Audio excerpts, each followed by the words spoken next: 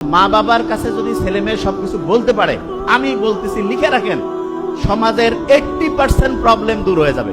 80% problem দূর হয়ে যাবে সন্তানেরা যদি মা বাবার সাথে খোলামেলা আলোচনা করতে পারে।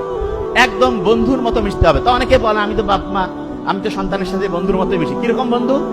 খরক বন্ধু। দেখা যায় সন্তানের ভালো হইলে আসি, যে কোনো খারাপ কিছু হইলেই এই তুই এটা করছিস, এত বড় ভুল করছিস, তোর শেষ।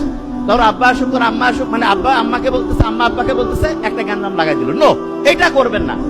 আপনি তাকে চিন্তা করবেন যে তার অবস্থায় আপনি থাকলে আপনি যাকে বলতেছেন তার কাছ থেকে কি আচরণ আশা করতেন, এবং ওই সন্তানটা যদি আপনার না হয়ে আপনার বন্ধু বা অন্য কারো হইতো, আপনি যেই অনুযায়ী তাকে ঠিকভাবে দিক নির্দেশনা দিতেন, সেটাই করতেন। আচ্ছা, আমি একটা জিনিস বলি, খুব অসাধারণ মানুষ যারা, অনেক সময় আমরা দোয়া নিতে যাই না, এই বলেন না কেন দোয়া নিতে যাই না?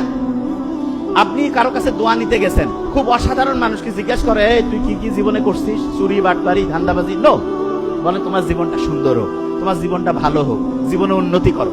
ঠিক তেমনি করে আপনার সন্তান যেই অবস্থায় যেই পরিস্থিতিতে থাকুক, আপনার উচিত তাকে উৎসাহিত করা, তুমি জীবনে অসাধারণ কিছু করো, ভালো কিছু করো। আর যে কোনো খারাপ জিনিসের কথা সরাসরি করবেন না যে এটা কর, এটা করবেন না, এইভাবে বলিয়েন না, এক্সাম্পল দিয়ে বলেন।